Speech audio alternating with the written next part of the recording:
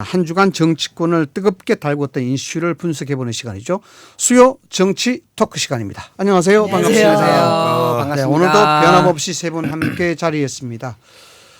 딱딱하고 어려운 정치 얘기를 재미있고 깊이 있고 그리고 위트 있게 꾸며보는 그런 시간이죠. 보이는 라디오 유튜브 생방송이죠. 보이는 라디오를 제가 아침부터 이렇게 아프셔서 이해합니다. 네. 축구공 때문에 아프셔서. 축구공 때문에 제가 축구공에 맞았습니다. 그래서 입이 많이 좀 흘러서 발음이 좀 시원치 않습니다. 이해해 주시기 바라겠습니다. 아무튼 보이는 라디오 나날이 인기를 더해가는 그런 시사 토크 프로로 자리를 잡고 있습니다. 이 모두가 세 분의 덕분 아닐까 생각이 됩니다. 자, 세 분 오늘도 변함없이 닉네임으로 소개를 해드릴 텐데 지난주에 여러분들이 좀 많은 분들이 항의가 좀 있었어요. 어떤 분은 팥죽이고 어떤 분은 콩죽이냐부터 시작해서 각 진영에 맞는 그런 닉네임이 돼야 되는데 어떤 분들은 너무 좀 부정적으로 하는 것이 좀 포함이 된다라고 해서 그래서 오늘은 좀 특이하게 닉네임 3개를 던지겠습니다. 거기서 여러분 세 분이 마음에 드는 닉네임을 먼저 찾으시면 될 것 같습니다. 선택권을 저희에게 주시겠다. 네. 이게 정치 아니겠습니까? 그럼요. 네. 정치가 이렇게 돼야 되는 겁니다. 예. 혼자 하면은 독재고 여덟 하면은 민주주의입니다. 네, 그래서 자 이제 쌀쌀하죠. 이제 가을에 접어들어서 조금 있으면은 뭐 겨울철이 될 텐데 초겨울에 접어들면은 그래도 가장 생각이 나는 게 친구들과 또 아는 지인들과 앉아서 소주 한잔 하는 것 아니겠습니까? 그 소주 한 잔이 그냥 술이 좋아서 먹는 것보다도 소통하고 이야기하는 그런 차원이 아닌가. 그런 차원에서 소주 한 잔이라는 의미가 있다고 봅니다. 그래서 오늘 닉네임은요. 소주 한 잔에 가장 좋은 안주 거리 그 세 가지를 던지겠습니다. 그 세 가지 중에서 한 번씩 선택을 해 주시면 되겠습니다. 과메기와 두루치기와 노가리입니다. 자, 어느 분부터 선택하시겠습니까? 저요. 네. 홍인전 박사님. 두루치기요. 두루치기. 그다음에 우리 김칠근 먼저 하세요. 먼저. 네. 저는 두루치기. 과메기가 좋습니다. 과메기. 네. 이게 신선한 야채랑 그래서 이게 과메기를 좀 싸 먹으니까 아주 맛있더라고요. 그 진보 진영에서는 과메기를 신청하셨고 보수 진영에서는 두루치기. 네. 저는 노가리가 남았습니다. 되겠네. 노가리는 소주 안주가 아니라 맥주 안주 아닌가요? 그러니까요. 소주 안주 됩니다. 네. 이 노가리가 소주도 좋지만은 맥주 안주도 사실 좋긴 마찬가지입니다. 네. 노가리와 그런데 이 땅콩. 노가리 이게 굉장히 의미가 있습니다. 그래서 제가 특별히 엄선을 했습니다. 자, 그러면 시간도 시간이니까 빨리빨리 진행하도록 하겠습니다. 네. 소개를 시켜드리겠습니다. 먼저 보수 진영의 두루치기 홍인전 박사님이십니다. 네. 박수 안 치십니까? 이 두루치기가 뭐냐 그러면요. 이게 갖은 양념을 넣어서 볶아서 먹는 그런 기름기 있게 해서 먹는 돼지고기와 김치. 그 중에서 가장 좋은 게 돼지고기 두루치기죠. 네. 요즘 뭐 아프리카 돼지 열병 그러는데 돼지고기에 대한 관심도 한번 기울여야 될 것 같습니다. 그래서 선택을 했어요. 그래서 네. 근데 이제 이게 사실 두루치기가 우리나라 말로 팔방미인을 뜻합니다. 여러 가지. 잘 고르셨네. 모든 여러 가지 일에 모든 능통한 사람. 그래서 한쪽만 보지 말고 한쪽만 보자. 두루두루 봐라. 그래서 두루치기입니다. 이야기하실 때 여러 한쪽만 치우쳐서 뭐 보수에 대한 부분도 중요합니다만은 이 정치에 국민들이 생각하는 두루두루 넓게 보라는 뜻에서 두루치기. 국회 정문화까지 가신 것 같아요. 이제. 네, 아무튼 뭐 오늘 저녁에 돼지고기 두루치기 좋습니다. 좋습니다. 네. 자, 두 번째로 과메기를 선택하셨습니다. 진보 진영의 과메기 권혁기 권장님이십니다. 네. 오.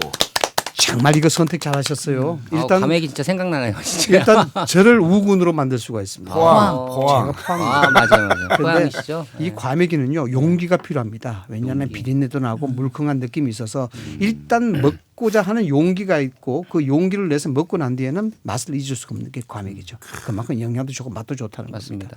그래서 진보 진영은 뭔가 과감하게 국정을 운영하는 그런 진영으로서 과감한 용기와 선택이 필요하다는 그런 뜻도 되고요. 특히 이게 중요한 게 하나 있습니다. 이 과메기를 뭐 여러 가지 뜻으로 해석하시는 분이 많은데 이게 임진왜란에 나라를 구한 공신 중에 하나가 과메기입니다.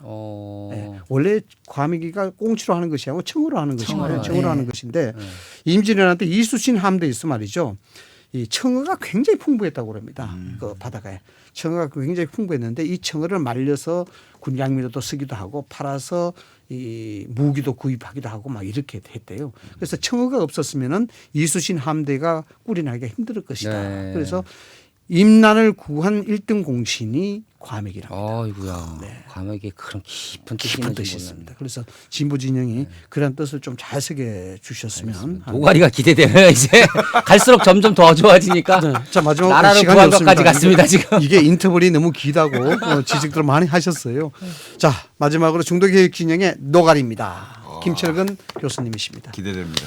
이 노가리가 부정적인 의미가 많습니다. 노가리를 깐다, 노가리를 푼다, 뭐 이런 말로 해서 뭐 잡설이 많고 서설이 길고 거짓말을 한다 이런 부정적인데 이게 거짓말이 이게 부정적인 면이 아닙니다. 노가리라는 뜻은 많다는 의미입니다.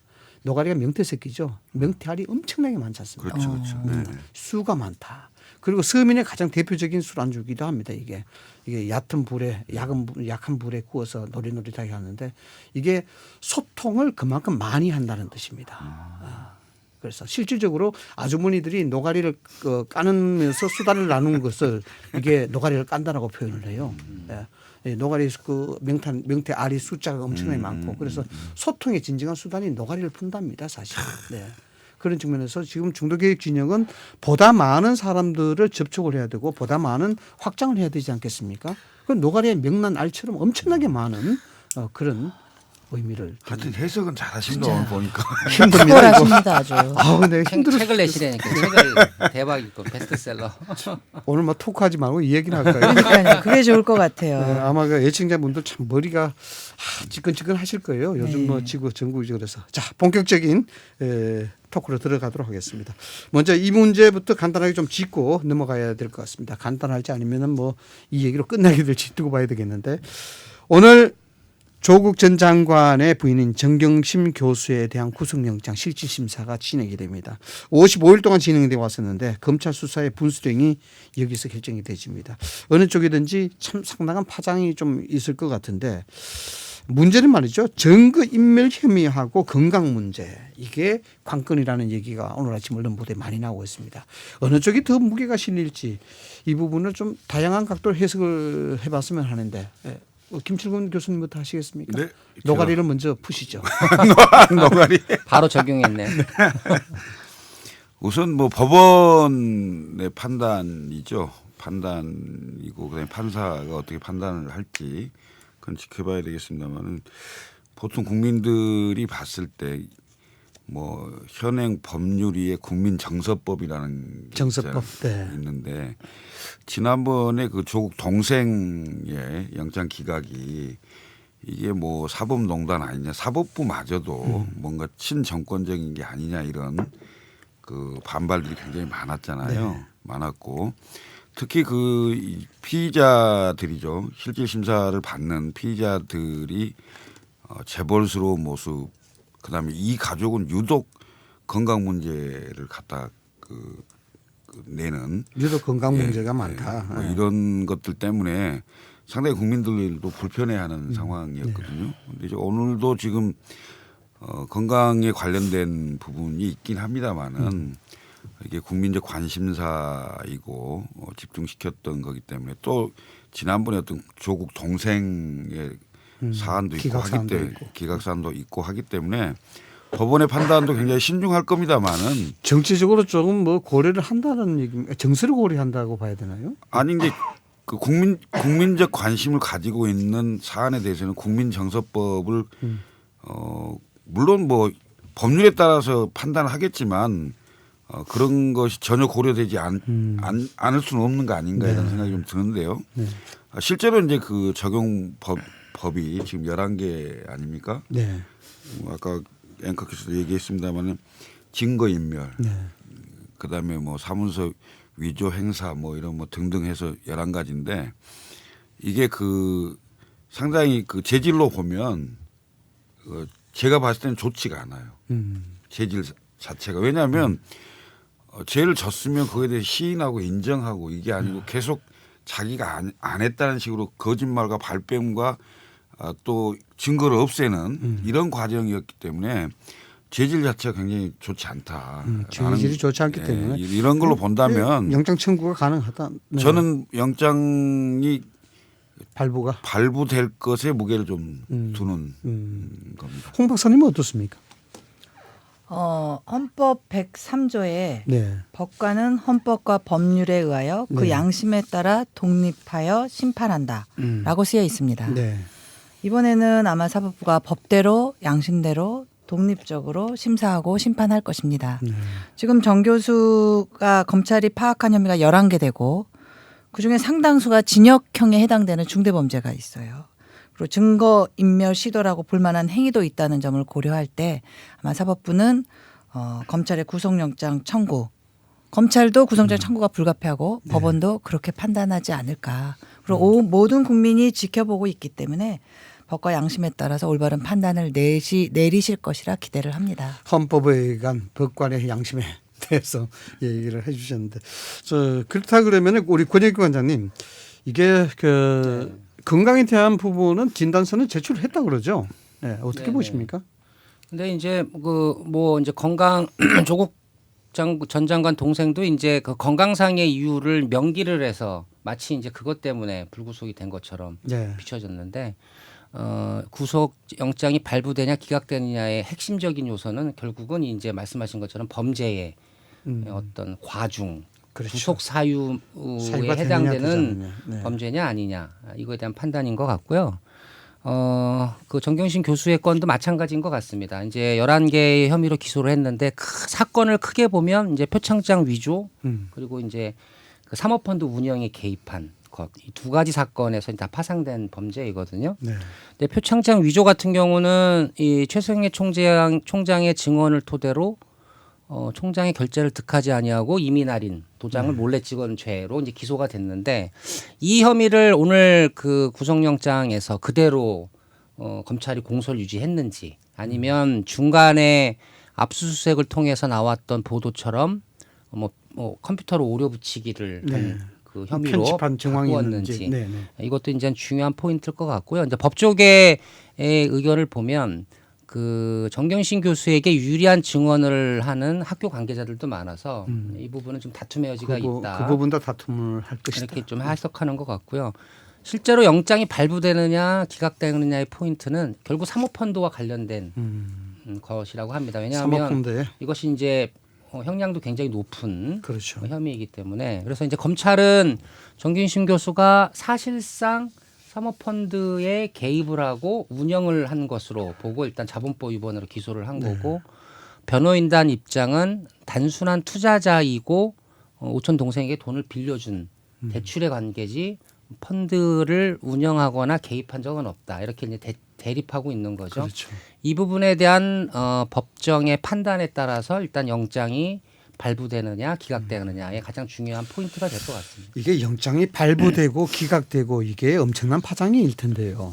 김 교수님 보시기에 어떻습니까? 만약에 발부됐을 때의 파장 그리고 기각됐을 때의 파장 이걸 좀 구분해서 보신다면은.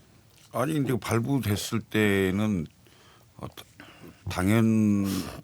이른바 당연하다고 생각하는 네. 게 많겠죠. 근데 영장이 기각됐을 때는 이 검찰의 무리한 수사에 대한 그 이른바 민주당과 문재인 정부 청와대의 반발이 그러니까 봐라 이건 그 윤석열 검찰이 사실상 그 대통령 임명권에 대한 도전이고 무리한 수사를 해서 한 거 아니냐 이렇게 접근할 가능성이 있는 거죠. 근데 저는 이제 방송 전에도 잠깐 뭐 그런 얘기를 했습니다만 영장의 기각과 그 영장의 발부가 죄의 유무를 따지는 건 아니거든요, 사실은. 그러니까 도주와 증거인멸의 우려가 죄가 있다 없다는 뭐 얘기가 그렇죠. 안 되죠. 도주와 증거인멸의 우려가 큰 경우는 구속을 하는 게 맞고요. 그다음에 죄가 과중하다라고 했을 땐 구속 사유가 되는 게 많고 도주와 증거인멸의 우려가 없고 이건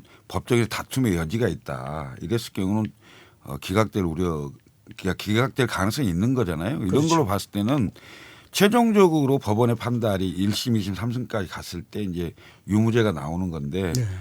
우리나라의 그 정서가 그런지 아니면 뭐 그 중요도 때문에 그렇게 판단한지는 모르겠습니다만 기각이 되면 마치 제 무죄인 것처럼 느껴지는 이런 경향이 있는데 이것으로 인해서 그 마치 그 검찰의 무리한 수사라든지 아니면 그 법원의 어떤 뭐 사법농단이라든지 이렇게까지 막 세게 밀어붙이고 그걸 뭐 압박하고 이런 것은 실제로는 적절치 않은 거죠. 그래서 일단 법원이 영장 실질 심사 제도를 도입한 이유는 그 불구속 기소가 그 혐의자가 죄가 없다 이런 취지는 아닌 거거든요. 오히려 저번에 조국 장관 동생의 영장이 기각될 때도 보면 기각 사유 중에 하나가 뭐였냐면 대체로 혐의를 시인하고 있고 이런 표현이 있어요. 혐의를 시인하고 있고 건강상의 건강상의 문제가 있고 그러니까. 이 정도 사건이면 굳이 구치소에 구속을 시키면서 재판을 하지 않더라도 충분히 유무죄를 다툴 수 있다 이런 것이거든요. 그러니까 오히려 재판부가 영장을 발부할 때와 기각할 때의 그 핵심적인 기준점은 우리가 바라보는 구속영장이 기각됐으니까 죄가 없는 거구나. 영장이 발부가 됐으니까 죄가 큰 거구나. 이런 것보다는 이 정도 사건의 경우는 굳이 인신구속을 하면서까지 재판을 진행을 하등할 이유가 없다. 그러니까 피의자의 인권 측면에서 구속 수사보다는 불구속 수사를 훨씬 더 지향한다는 방점에 있는 것이지. 그러나 이제 그 여론의 평가가 지금 김 교수님 말씀하신 것처럼 마치 유무죄가 거기서 갈리는 것처럼 과도하게 몰입하는 것. 이게 이제 오히려 더 재판부한테는 부정적인 영향을 줄 수 있는 거죠. 그럴 수도 있을 것이다라고 보시는 한 거고. 말씀만 네. 드리면 사실은 이제 그 조국 동생 얘기를 자꾸 이제 기각 그 얘기를 하시는데 조국 동생 문제는 사실 제가 보기에는 좀 무리가 있어요. 왜냐 조국 동생만이 아니고 조국 동생과 관련된 공범 두 사람은 구속이 됐거든요. 그러니까 법의 형평성이라는 게 있거든요. 더군다나 조국 동생은 돈을 받은 사람 입장이고 돈을 준 사람은 구속이 됐는데 받은 사람이 구속이 안 된다는 것은 법의 형평성이 어긋난다는 측면에서 상당히 비판할 수 있는 소지는 있다 이렇게 생각해요. 우리 홍 박사님은 어떻게 보십니까? 지금 정 교수 문제는 범죄 사실도 범죄 사실이지만 지금 뇌종양 때문에 그 진단이 뇌종양이냐 아니냐. 예, 이냐 아니냐 때문에 아마 구속이 되느냐 불구속으로 기소가 되느냐 이런 것에 또 판단이 될 수 있을 것 같아요. 근데 그건 간단한 문제 같습니다. 법원에 지금 진단서 자료 제출했다 그러죠. 근데 처음부터 신경외과 자료를 진단서를 내셨으면 국민에게 이렇게 혼돈과 신경외과 자료 맞나요? 아니요. 처음에 정형외과 자료를 처음에 냈기 정형외과. 때문에 병원명이나 의사명을 가리고 정형외과에서 진단 입원 확인서였죠. 그것도 입원했다라는 것을 냈기 때문에 입퇴원 증명서를 냈기 때문에 국민들이 모두 다 공분하시고 말이 되느냐 이건 국민 우롱이죠. 근데 지금 보니까 입장문에선 진단서를 제출했다 하니 법원은 그 진단서를 보고 사실관계를 확인해서 판단하시면 될 것 같습니다. 과메기는 참 용기가 필요하다고 제가 말씀을 드렸는데 권익기 관장님 아시는 그 용기 있게 좀 한 말씀 해주시죠. 신경외과에 진단서 제출한 거 맞습니까? 아, 네. 아니 근데 이제 개인 백명은 이제 신상 자료고 이제 기밀이죠. 그래서 네. 검찰도 공개하지 않고 변호인단도 공개하지 않습니다. 이제 추정할 수밖에 없는데요. MRA까지 제출을 한 것을 보면 이제 보도된 것처럼 이제 뇌경색, 뇌종양의 병명이 맞는 것 같아 보입니다. 이제 다만 검찰의 판단은 구속을 하지 않을 만큼 위중하지 않다고 본 거죠. 네. 그래서 일단 구속영장을 청구한 것이기 때문에. 뭐 판단은 아까 말씀드린 것처럼 결국 이제 정경심 교수의 현재 건강 상태가 구속 수사가 가능할지 불가능할지도 이제 법원이 이제 제출한 진단서를 토대로 판단할 거로 보입니다. 실질적으로 뭐 증거 인멸에 대한 부분, 뭐 범죄적 그 사실에 대해서는 구속영장이 발부될 가능성이 많다, 뭐 이런 지적도 있긴 있어요. 그래서 이제 중요한 것은 정말 수감 생활, 예를 들어서 구속됐을 때. 정경심 교수가 신체적인 형태로 견딜 수 있느냐 없느냐 이게 이제 가장 중요한 거거든요. 그래서 이게 뇌종양이냐 아니냐 이 부분이 상당히 좀 중요하게 작용이 될 것 같습니다. 이야기하다 보니까 이야기가 좀 빠져버렸는데 지금 구속영장 발부와 기각됐을 경우의 파장도 짚어보고 있습니다만 결국 조국 전 장관과 윤석열 검찰총장의 뭐 운명이랄까 이런 것들도 상당히 영향을 받을 수가 있을 텐데 먼저 우리 권익기 원장님 어떻게 보십니까? 그래서 이제 조국 장관이 사퇴하지 않고 이제 현재까지도 법무부 장관의 직을 유지하고 있었다면 이제 둘 중에 한 분은 굉장히 법적으로나 이제 정치적으로 네. 치명상을 받았겠죠. 근데 일단 조국 전 장관이 사퇴를 하였고 그리고 이제 오늘 뭐 그 부인에 대한 이제 구속영장 청구가 돼서 이제 영장실질심사를 받는데 아까 말씀드린 것처럼 그 영장 청구에 대한 어떤 정치적 의미를 크게 부여하는 것은 제가 볼 때는 이제 무의미한 것 같아요. 무의미하다. 왜냐하면 광화문 집회나 서초동 집회가 많은 국민들이 참여하고 이제 치열하게 진영 간의 대립 구조로 갔을 때는 이제 장관직을 유지하고 있을 때 그것이 훨씬 더 뭐랄까요 어떤 이슈를 키우는 그런 소재로 작동했던 것인데 물론 뭐 일부 영향은 있을 수는 있겠죠. 근데 제 개인적 판단으로는 결국은 뭐 최소한 물론 3심 대법원 재판까지 봐야 알겠습니다만 최소한 1심 재판부의 판결이 나와야 그 정도는 돼야 이제 이 수사에 대한 정당성 또는 부당성에 대한 국민들의 평가 심판이 좀 냉철하게 나오지. 현재로서는 오늘 뭐 그렇다. 영장 네. 발부 문제를 갖고 조국 전 장관이나 윤석열 총장의 뭐 운명까지 걸 뭐 그런 타이밍은 아닌 것 같습니다. 근데 이제 이런 건 있을 수가 있죠. 예를 들면 기각이 됐을 경우에는 그 조국 장관 수사가 동력을 잃을 가능성이 있죠. 직접 수사. 근데 이제 영장이 발부가 됐을 경우에는 조국 장관의 그 수사에 대해서 그 연루 부분이 있다면 그 수사의 동력을 얻을 수가 있는 거고요. 이건 결국 조국 장관의 정치적 재기하고도 관련이 있다 이런 걸로 봤을 때 그런 의미로 보면 오늘 그 부인의 그 구속 여부는 상당히 후폭풍이 있다고 봐야 되겠죠. 네. 아니요. 근데 이제 영장이 발부됐냐 발부되지 않느냐도 물론 나름 관전 포인트겠지만 판사가 영장을 발부 또는 기각하면서 어떻게 판시하느냐도 중요한 거기 때문에 물론. 아까 말씀드린 것처럼 굳이 뭐 영장이 발부되고 기각되는 거에 이 수사의 정당성과 부당성을 다 걸 필요는 없는 것 같아요. 예를 들면 뭐 쭉 기소를 하고 건강상의 이유를 들어서 예를 들면 뭐 기각한다든지 이런 경우하고는 또 다른 문제겠죠. 알겠습니다. 우리 두리치기 홍인전 목사님. 네, 저는 검찰총장하고 우리 조국 장관을 같이 운명이 누가 뭐 어떻게 될 것이냐라고 판단하는 게 듣는 검찰총장님 굉장히 기분 나쁘실 것 같아요. 왜냐하면 비교를 하는 지금 조국 전 장관은 범죄 피의자로 그 운명이 지금 법 앞에 서 있는 분이고 검찰총장은 범죄수사 직무를 수행하는 공직자로서 엄정하게 의무를 다하고 계시는 분이에요. 그런데 그것을 어떻게 같은 그 저울에 놓고 판단할 수 있을까? 이거는 우리나라 사법부에 대한 폄하하는 게 아닌가라고 생각이 들고요. 지금 우리 권 당자님께서 말씀하신 것처럼 영장 청구가 됐다고 해서 내지는 뭐 안 됐다고 해서 이렇게 넘어갈 문제가 아니고요.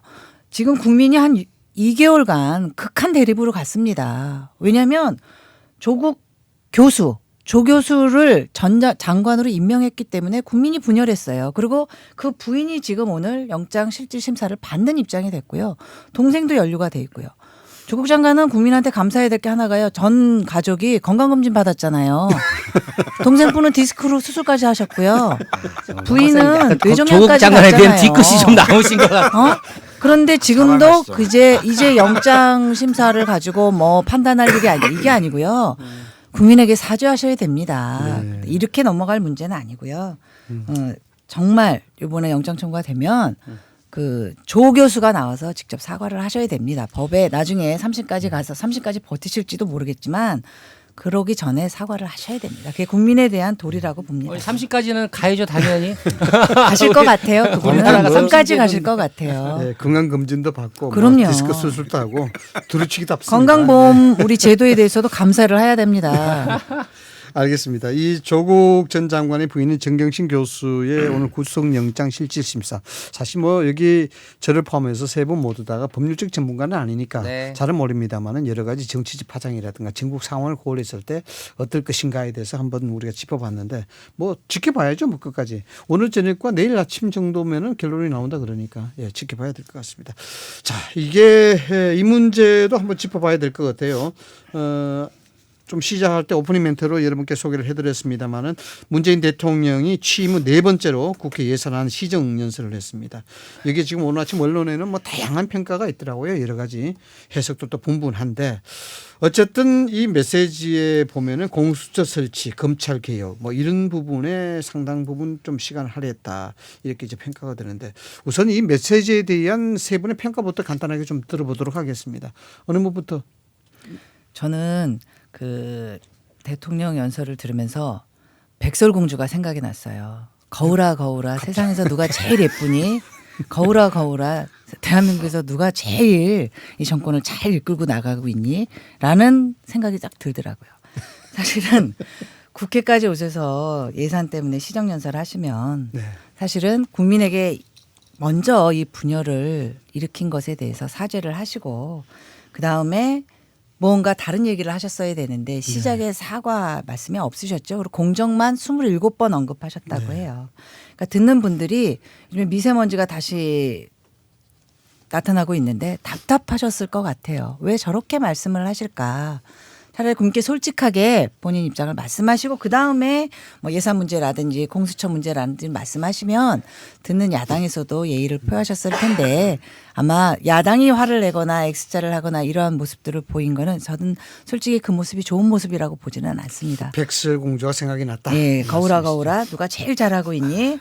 문재인이야 이런 거 그런 화법 근데 같아서 어제 그 직접 보셨어요? 예, 맞습니다. 대통령을 예. 다 보셨어요? 자, 권익기 원장님은 뭐 어떻게 대통령이 그 사과와 성찰한 부분은 전혀 안 와닿았던 것 같아요. 한국당 관계자들한테는. 저는 뭐 공수처 설치와 검찰 개혁에 대해서 주장할 때 뭐 야당이 지금 당론과 다르니까 뭐 일부 정치적으로 반발하는 건 이해는 됩니다만 어제 명료하게 조국 장관 전국에서 발생했던 어떤 광화문에 모였던 국민들의 민의에 대한 답을 어저께 하셨거든요. 저도 뭐 조국 전 장관 사태가 터졌을 때 이게 이제 스모킹건 역할을 한 건 어떤 딸의 그 고등학생으로서의 논문 제1저자 등재 이게 이제 스모킹건 역할을 사실은 했었죠. 그걸 시발로 해서 이제 많은 부분이 불거졌는데 그 우리 국민들이 단순하게 그 뭐 조 장관이 뭐 법을 위반했냐 위반하지 않았냐를 떠나서 사회 지도층의 인사로서 어떤 특혜라고 보여질 수 있는 교육 과정을 거쳤던 것에 대한 어떤 상실감 이런 것이 이제 가장 강하게 작용했던 것 같고요. 그 부분에 대해서 대통령이 어제 그 답을 네, 나름 냈다고 봅니다. 네. 뭐냐면 저희 연예인들 보면 한때 연예인들이 군대 안 가는 게 유행이었죠. 네. 근데 의식이 많이 바뀌면서 오히려 특전사나 해병대를 자원해서 가는 연예인들이 많이 생겨났습니다. 그러면서 오히려 연예인에 대한 어떤 국가 간에 대한 재평가가 이루어진 거고 팬들도 그래야 한다라는 모범을 보이라는 걸 간 거죠. 사회 지도층일수록 교육제도의 어떤 특혜나 합법적인 틀 안에서의 어떤 이해관계를 가지기보다는 오히려 더 솔선수범하라는 이런 여론이 또 이제 이번 조국 장관 사태를 거치면서 더 커진 거죠. 결국은 이명박 정부 때 시작됐던 어떤 그 입학 사정관 제도 이후에 생겨났던 일들에 대해서 국민들이 그게 비록 합법이고 제도 안에 이루어지는 혜택이지만 다 걷어내라는 뭐 그런 명령도 함께 이번 조국 장관 사태 때 이제 민심으로 올라왔다고 보고요. 그 부분에 대해서 대통령이 저는 일단 국민들께 답을 했다고 국민들에게 봅니다. 답을 예. 했다. 네. 김철웅 교수님. 네. 우선 뭐 국회에 나와 갖고 네 번째로 직접 그 시정연설을 한 거에 대해서는 뭐 일단 잘했다. 왜냐하면 대부분 그 총리가 대독하거나 뭐 이런 경우가 많았는데 문재인 대통령이 직접 나와서 한 부분에 대해서는 뭐 좋았습니다. 잘했는데 그 국민들의 인식과는 상당히 좀 동떨어져 있는 그 인식이었다. 어제 뭐 주요 키워드로 보면 경제, 공정, 검찰개혁 뭐 이런 정도로 보이던데요. 경제도 국민들은 IMF 때보다 더 어렵다라는 게 현장의 그 고통인데 무슨 일자리도 많이 늘어나고 무슨 뭐 이렇게 수치를 갖다 댔는데 그 수치가 국민들에게는 전혀 와닿지 않는 대통령 뭐 어디서 저런 그 통계 수치를 가져와서 얘기를 하지? 다른 나라 얘기인가? 이런 정도로 괴리가 컸다. 그리고 뭘 그렇게 잘한 것 같지 않는데 뭐 이렇게 잘했다고 자랑을 이렇게 자화자찬을 하는지 그리고 국민 통합과 협치를 위해서 막 노력했다는데 뭘 노력했는지 저는 잘 모르겠고요. 그리고 공정 얘기를 이제 하셨는데 뭐 교육 부분 좋습니다. 좋은데 공정의 핵심은 인사거든요. 인사. 네. 인사인데 공기관에 대한 그 낙하산 인사가 이른바 캠코더 인사라고 그래서 캠프 코드 더불어민주당 인사들이 낙하산을 타고 전부 공기관을 내려갔어요. 이 공기관에 내려간 숫자가 2년 반도 안 됐는데 4년이 넘은 박근혜 정부의 인사들보다 훨씬 더 많아요. 이렇게 인사를 하고 나서 무슨 공정을 27번씩 예칩니까? 그건 입으로 하는 공정 아닌가요? 그리고 이제 검찰 개혁 문제는 뭐 조금 이따 또 뭐 말씀하겠습니다마는 지금 그 국정농단에 마치 그 문제가 엄정한 수사를 하는 기관이 없어서 사정을 하는 기관이 없어서 국정농단이 생겼다는 취지로 말씀을 하셨는데 제왕적 대통령제의 극단적 폐해가 나온 것이 사실은 국정농단으로 나온 거죠. 그러면 광화문 촛불의 그 민심 과거 그 국정농단 때의 광화문 촛불의 민심은 대통령 권력을 나누는 거였습니다. 네. 개헌을 하는 거였어요. 그런데 공수처라는 고도로 잘 들은 게스타포 같은 그런 기구를 대통령이 직접 임명하는 그런 기구를 만들려고 하는 게 대통령 권력을 더 집중시키는 거 아닌가요? 완전히 이율배반적인 거죠. 저는 사실은 굉장히 그 국민의 한 사람으로서 어제 대통령의 시정연설이 국회에 나와서 직접 하는 모습 외에는 도저히 납득할 수 없는 여러 내용들이었다 네, 생각합니다. 한 말씀만 더 드리면 아까 우리 권 단장님께서 역시 한국당은 한국당이 듣고 싶은 것만 듣는다라고 말씀을 하셔서 대통령께서 종교 지도자를 만나셨어요. 네. 만나셔서 전날에 정치권이 만나셨죠? 네. 검찰개혁 공방을 벌이면서 국민 갈등을 심각해지고 있다. 이렇게 했어. 정치권이 일으킨 것처럼. 네. 이 조국 사단은 정치권이 일으킨 게 아니고요. 임명한 대통령이 일으키신 거고요. 대통령께서 또 뭐라 그랬냐면 국민 분열이 아니라 직접 민주주의의 표출이니 감사하다 그랬어요. 근데 제가 보기에 그 상황에 현장에 같이 있지는 않았지만 우리 종교 지도자로 참석한 분 중에 조계종 총무원장 원행 스님이 계셨습니다. 원행 스님이 고승 원효 스님의 화쟁과 지공에 대해서 말씀을 하셨대요. 불교 방송이라 화쟁은 다양한 종파와 대립을 소통시키고 더 높은 차원에서 통합하려는 불교 사상이라고 합니다. 네, 제가 과정이 공부 좀 그렇습니다. 했어요. 네. 스스로 옳다고 주장하는 쟁을 화해, 화합, 조화한다는 의미로 문 대통령이 국민 통합에 더 힘써야 한다라는 메시지로 해석을 해요. 스님이 하신 말씀입니다. 스님 우리 한국당이 한 게 아니고. 그래서 원행 스님은 화장의 중심은 지공에 있다라고 지공은 지극히 공정하고 가장 공정한 경지라는 의미로 강조하셨다고 합니다. 저는 우리 스님의 말씀을 한국당이 말씀하면 안 들으시니까 스님의 말씀을 대통령이 깊이 새기셨으면 합니다. 네. 뭐 진짜 정치인 같으세요. 그래서 이제 화쟁 스님의 그런 조언을 받아들이셨는지 화쟁 스님이 아니고 원행 스님. 원행 스님. 원행. 원행 스님의 조언을 받아들이셨는지 어제 이제 그런 입장을 밝혔죠. 시정연설 안에서 대통령이 먼저 보수와 중도층 등 네. 당신과 다른 의견을 갖는 반대자들의 의견을 받아들이는 성찰의 자세를 갖겠다. 당신뿐만 아니라 당신을 포함하고 있는 이 진영의 관계자들도 그런 자세를 갖도록 노력하겠다라고 일단 의지를 표명하셨기 때문에 일단 그 이번 조국 장관 사태를 계기로 해서 일어났던 어떤 국민들의 광장에서의 외침 이런 부분에 대한 대통령의 인식은 그 뭐 이게 깨우쳐짐이 있었던 것 같아요. 근데 실제로 그걸 국정 운영에 어떻게 펼칠지에 대한 평가 이런 부분이 좀 남는 거라고 봅니다. 일단 뭐 저희들 그 슬로건을 하는 다름을 존중하는 세상을 꿈꿉니다. 이것도 화쟁 사상에 들어가는 가치의 범죄 포함이 되는 것이라고 봐야 됩니다. 역시 우리 홍인전 박사님이 불교 방송 취지에 맞게끔 아주 저희 말씀을 잘 은평에 해주셨는데 계시는 우리 큰 스님께서 불교 공부를 여기서 열심히 또 하라고 이렇게 또 말씀하셔서 홍보를 하시고 이러시면 정말 심의에 걸립니다. 그래서 말씀을 한 번 더 하실 기회를 제가 드리겠습니다. 공수처 법안 이 한국당에 패싱될 가능성이 굉장히 높아지는데 이 한국당의 입장은 어떤가요? 제가 지역에서 정말 국민들을 뵈면 국민들의 수준이 정말로 많이 높으세요. 공수처에 대해서 본인들 판단이 벌써 끝나셨고요. 주신 말씀은 제가 그냥 일반인들을 무작위로 만나서 인사를 드리기 때문에 그분들이 꼭 저희를 지지하는 분들이 아님에도 불구하고 주시는 말씀은 공수처는 꼭 막아야 된다. 온 국민이 힘을 보태줄 테니 한국당은 여기서 절대 공수처에 밀리면 안 된다라는 말씀을 많이 주십니다. 이 또한 민이기 때문에 공수처가 저희 한국당이 패싱되는 일은 없을 겁니다. 근데 왜 공수처를 막아야 한다? 이유가 무엇인가요? 공수처를 막아야 하는 이유. 그러니까 공수처에 대해서 민주당도 알고 바른당에서도 입장을 내셨잖아요. 검찰 개혁은 검찰이 얼마나 엄정하게 수사를 하고 정치 중립에 있느냐, 그다음에 그 권력에 대한 한계를 명확히 하느냐인데 지금 현재로의 개혁 안으로도 충분히 할 수 있음에도 불구하고 검찰보다 더 위에 대통령이 직접 공수처장 인사권을 전부 다 가지고 정권에 충실할 수밖에 없는 그런 검찰의 또 다른 특수부가 저는 공수처라고 생각하는데 그것을 계속 강행하는 것은 국민이 보기에도 납득하기 어려워요. 그러면 그것이 대통령이 공정과 공수처장에 대한 임명권과 공수처의 검사들의 인사권을 다 틀어지지 않는 국회가 철저하게 견제할 수 있는 공수처라면 한국당은 찬성할 수 있다. 그런 이건 얘기인가요? 토론의 여지가 있는 거죠. 네, 지금은 그런 그게 토론의 저는 여지 없이 밀어붙이는 그래서 거잖아요. 저번부터 계속 말씀드리지만 한국당은 검찰 개혁에 대한 의지가 전혀 없다 이렇게 봅니다. 왜냐하면 바른미래당의 권은희 의원의 안이 바로 지금 한국당이 우려하는 것을 수정한 수정안이에요.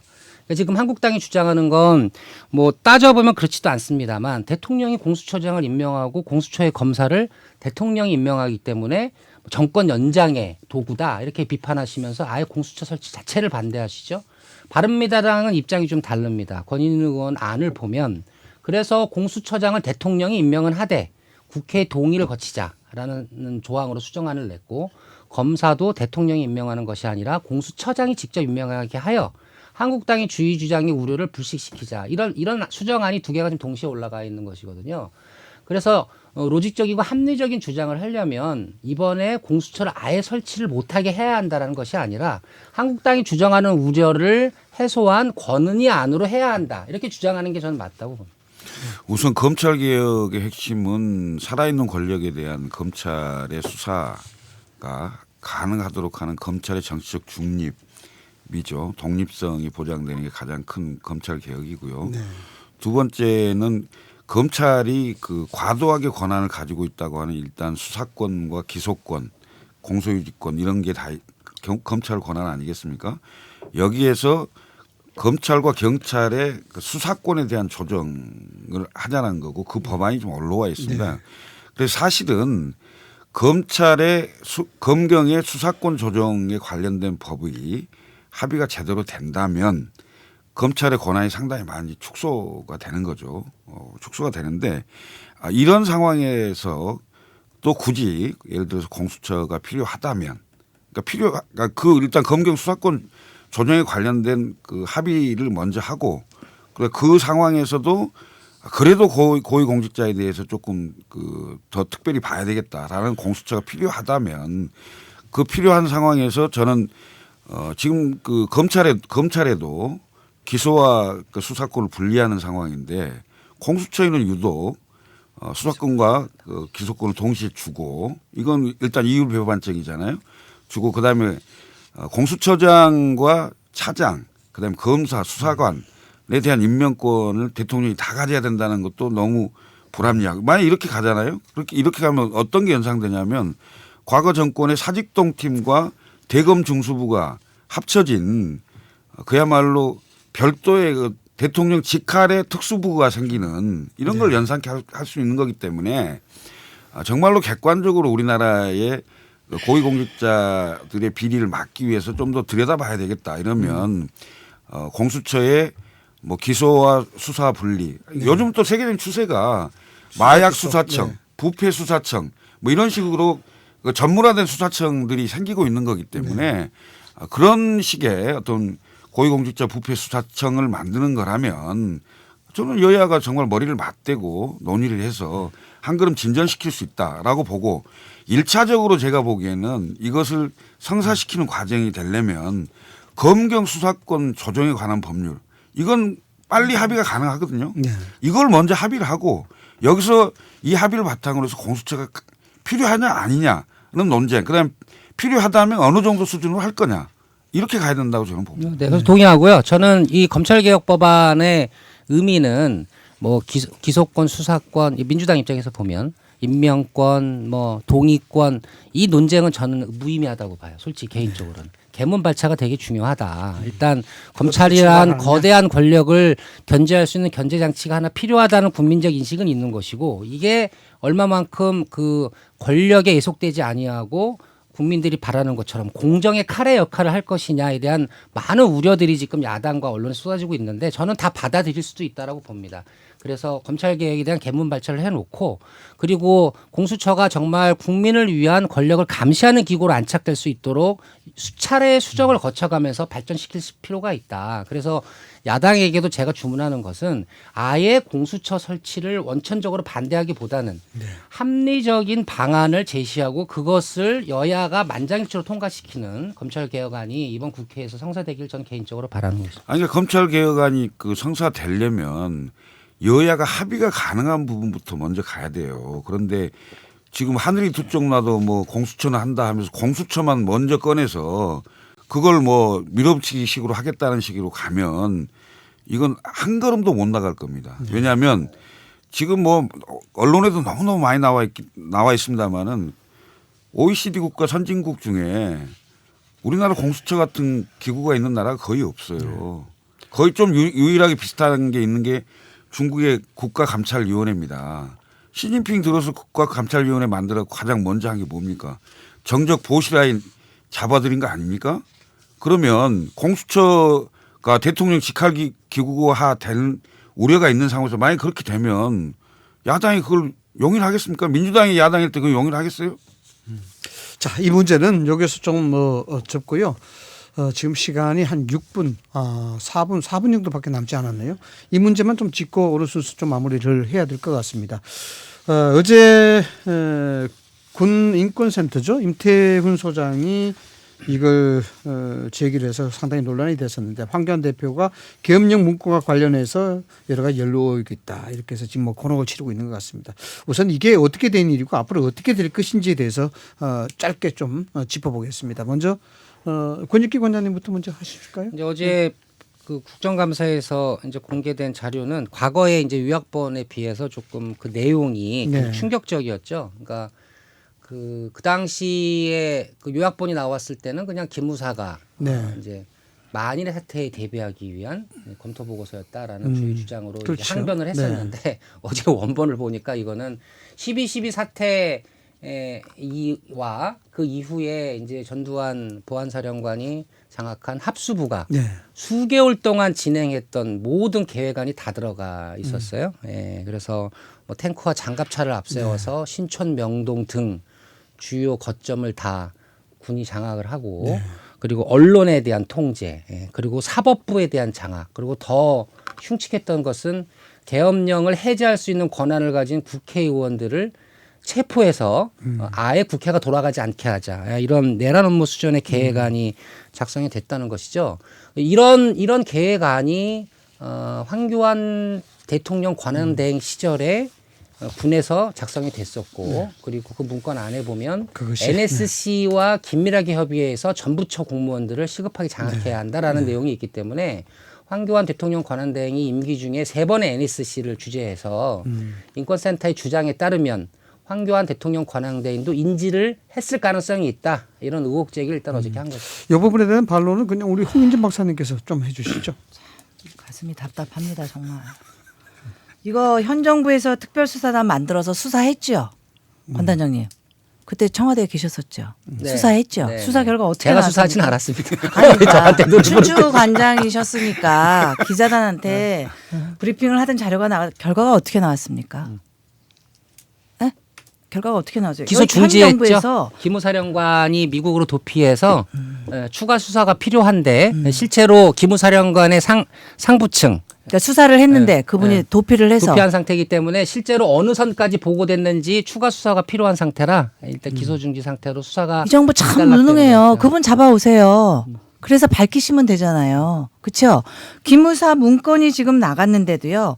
어떻게 국가 기밀을 다루는 기무사 문건이 나갔는데 현 정권에서 일어난 일인데도 불구하고 그것에 대해서는 책임 소재를 안 가리고 이것이 무슨 엄청난 일을 발견한 것처럼 자기네가 수사했음에도 불구하고 저는 이건 명명백백하게 황 대표를 음해하기 위한 물타기를 위한 국민들도 다 아십니다. 100% 가짜 뉴스고요. 알겠습니다. 책임 소재 명확히 물어야 된다고 좀 봅니다. 이야기를 길게 잡아놨는데 시간이 너무 없었어요. 여기서 짧게 끝을 내야 될 것 같습니다. 바른미래당 얘기는 다음 주로 좀 해야 될 것 같아요. 신당은 그러시죠? 하나요?